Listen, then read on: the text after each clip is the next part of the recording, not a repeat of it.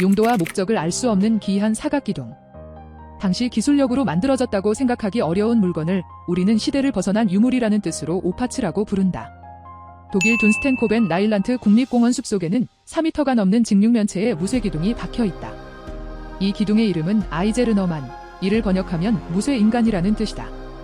아이제르너만의 최초 기록은 1625년 문건에서 처음 발견된다. 기록에는 이것이 정확히 언제부터 존재했는지는 알 수 없고 발견 당시도 이 장소는 아무도 지나지 않는 울창한 숲이었다고 한다.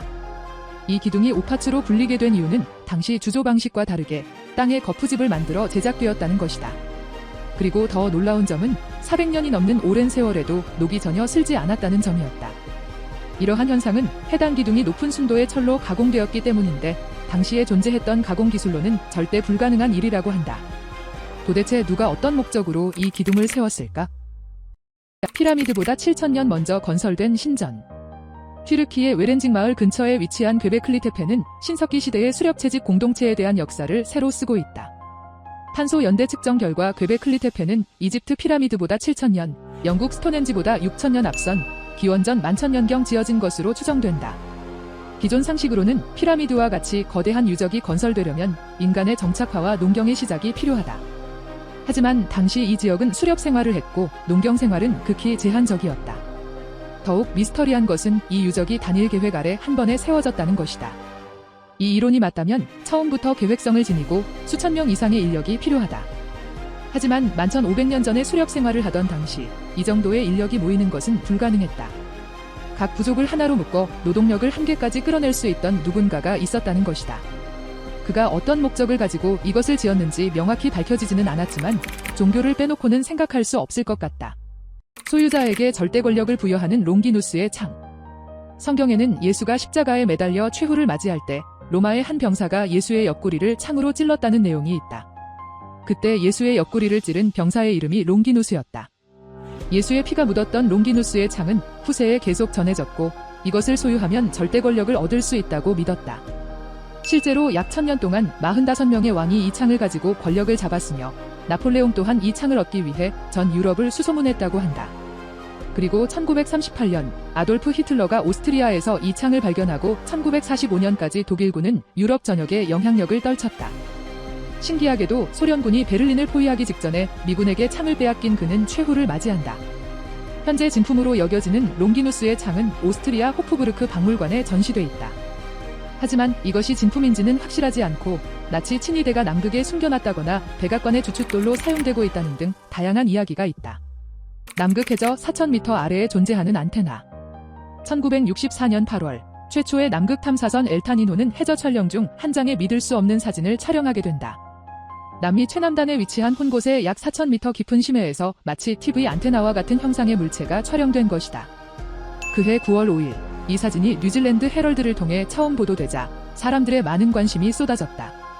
마치 바닷속에서 의도적으로 건설된 것처럼 보였기에 누군가는 해저에 자리 잡은 수중 초고대 문명이 만든 것일지도 모른다고 말했으며 또 누군가는 외계인들이 기지를 세우고 비밀리에 활동하고 있고 엘타닌 안테나 역시 그 기지의 일부라고 주장했다. 이런 논란은 1971년 지질학자 브루스 히젠과 홀리스터가 문헌 증거를 통해 엘타닌 안테나를 해면동물로 분류하면서 일단락되는 듯 했다. 하지만 유타주 동굴에서 발견된 고대 벽화 속에서 이와 동일한 물체가 발견되면서 아직도 논란의 한가운데 있다. 전 세계에서 발견된 고인돌 절반이 있는 한반도. 고인돌은 거성문화를 대표하는 석재 건축물 중 하나이며 한반도가 있는 동아시아뿐만 아니라 유럽, 동남아시아 등 세계 여러 지역에 넓게 분포하고 있다. 그런데 이상하게도 전 세계적으로 7만여 개의 고인돌이 있는 것으로 추정되는데 한반도에만 절반이 넘는 4만여 개가 존재한다는 것이다. 수백 톤이 넘는 돌을 순수한 인력으로 올리기 위해서는 수십에서 수백 명의 힘으로도 하루아침에 끝내기는 쉽지 않았을 것이다. 마을 사람들이 모두 매달려야 하는 고인돌이 유독 한반도에 많이 있고 특히 전라남도에만 2만여 개가 집중되어 있다. 이처럼 한반도에 고인돌이 집중된 이유에 대해서는 아직 명확히 해명된 바가 없다. 무거운 돌을 이용해 구조물을 만드는 것 자체가 상당한 중노동이며 이런 노동을 강요할 권력자도 없는 상태에서 특정 지역에 고인돌이 모여있는 것 자체가 많은 의문을 남기고 있다. 정작 우리에겐 너무 흔해서 관심 밖에 있지만 같은 거성문화 유적인 영국의 스톤헨지와 비교해도 전혀 손색 없는 유적이다. 14,000년 전 만들어진 퍼즐처럼 조립되는 유적. 1887년 볼리비아에서 발견된 푸마푼쿠는 해발 4,000m의 아주 높은 고산지대에 위치해 있다. 푸마푼쿠는 그 생김새부터 굉장히 이슈가 되었다. 장난감 블록처럼 서로 정교하게 맞물리는 독특한 형태의 돌덩이들로 이루어져 있던 것이다. 이 블록은 하나에 수십 톤에서 최대 800톤 정도였고 서로 연결하여 거대한 벽과 성문으로도 사용할 수 있었다. 조사 결과 이 돌은 강도 7의 매우 단단한 섬노감으로 강도 10의 다이아몬드가 아니면 자르기 힘들다고 한다. 더욱 특이한 점은 푸마푼쿠 주변에서 채석장이 발견되지 않았다는 것이다. 이에 대하여 1904년부터 푸마푼쿠를 연구한 아르두고 포스난스키 교수는 잉카의 선대 문명, 즉 잉카 문명의 조상들이 만든 것이다라고 주장했다. 그리고 일각에서는 외계 문명의 도움을 받아 만들어진 유적이라고 말하기도 한다. 당시 기술력을 훨씬 뛰어넘는 푸마푼쿠에 대한 미스터리는 현재까지도 밝혀지지 않고 있다. 다른 장소로 이동하는 포털이라고 불리는 동굴. 페루의 실칸타이산 인근에 있는 나우파 후아카는 고대인들의 신전이라는 뜻으로 바위로 이루어진 동굴이다.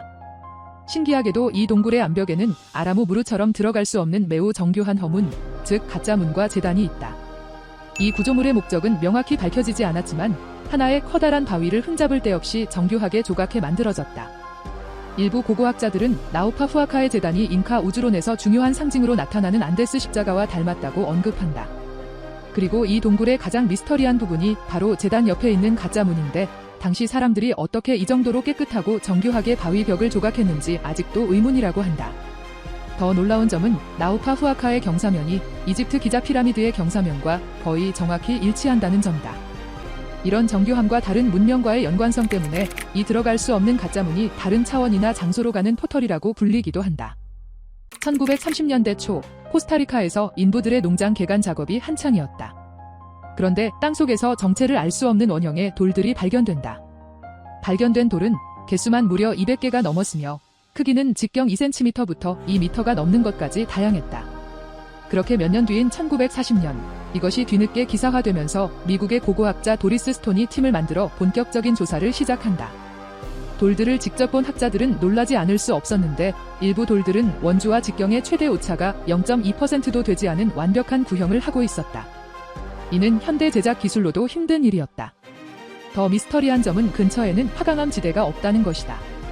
그렇게 돌들은 신의 구슬이라 불리며 많은 학자들은 미스터리를 풀기 위해 노력하는데 2003년 일본에서 당시 기술만으로도 오랜 시간을 들이면 화강암을 둥글게 만들 수 있다는 것을 실험으로 밝혀냈다. 하지만 아직도 어떤 용도로 이 많은 돌들이 만들어졌는지 알아내지는 못했다. 아무도 해석하지 못한 600년 전 괴문서. 총 17첩 272쪽으로 이루어진 이 책은 사파와 함께 알 수 없는 언어로 작성되어 단시간에 유명해졌다. 사파로 유추해보면 6가지 분야에 대해 기술한 서적으로 약초학, 생물학, 천문학, 우주론, 약학 그리고 처방전으로 나뉘어져 있는 것으로 보인다. 하지만 작성되어 있는 문자는 오랜 기간 동안 암호학자들이 번역에 매진했음에도 단 한 글자도 해석해내지 못했다. 누군가는 장난으로 적은 의미 없는 문서라고 말하기도 한다. 하지만 문서에 쓰인 단어만 35,000여 개에 이르는 방대한 분량의 일관된 언어의 특징을 많이 지니고 있다. 예를 들면 모음으로 보이는 철자와 특정 섹션에만 등장하는 전문용어로 보이는 단어 등이 대표적이다. 즉, 이것은 무작위로 작성한 것이 아닌 일정한 규칙이나 문법을 갖고 있는 문자 체계라는 것이다.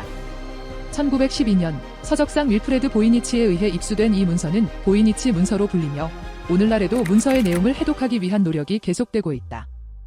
수중에서 발견된 아틀란티스 대륙의 유적. 미국 플로리다와 가까이 있는 비미니 섬에는 1톤이 넘는 네모난 돌이 1km가량 규칙적으로 배열되어 있는 비미니 로드가 있다. 중요한 것은 이 도로가 바다 깊은 곳에 있다는 것이다.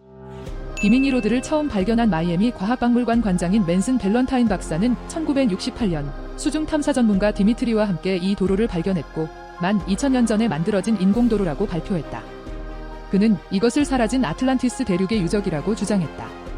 그가 그렇게 주장한 근거는 바하마 해역에서 아틀란티스 대륙이 솟아오를 것이라는 에드가 케이시의 예언 때문이었다. 이를 뒷받침하듯 비미니로드 주변에서 인공물로 추정되는 해저 피라미드와 기둥이 다수 발견되었고 연대 측정 결과 15,000년 전의 것으로 밝혀졌다. 이러한 발견은 아틀란티스 유적설에 큰 반향을 불러일으켰다. 이를 보고 과학계에서는 자연적으로 발생 가능한 지형이라고 말하고 있지만 발견되는 인공물들이 이를 부정하고 있다. 4대 문명보다 일찍 사라진 초고대 문명의 흔적. 1883년 탐험가 찰스 휴버는 사우디아라비아의 타이마에서 특이한 바위를 발견한다. 높이 10m, 지름 20m의 이 거대한 암석은 누군가 일부러 자른 것처럼 한가운데가 쪼개져 있었다. 특이한 것은 절단면이 매우 매끄럽고 반듯하다는 것이다. 또한 아랫부분이 팽이처럼 얇고 뾰족하지만 절묘하게 무게중심을 잡고 있었다. 알-나스라라고 불리는 이 암석이 세상에 알려지자 누가 언제 어떻게 만들었는지 궁금증을 자아냈다. 그러던 중 알-나스라의 표면에 짐승과 사람의 그림과 알 수 없는 상형 문자가 새겨져 있는 것이 추가로 발견된다. 이에 학자들은 이 암석이 초고대 문명인들이 남긴 것이라고 주장하기 시작했다. 그렇게 100여 년이 지난 2001년 인근 사막에서 기원전 5세기경에 사용된 유물이 발견되고 이 두 유물이 연관되어 있다는 주장이 제기된다. 그리고 2010년 비슷한 장소에서 람세스 3세의 비문이 발견되면서 초고대 문명설에 힘을 싣는다.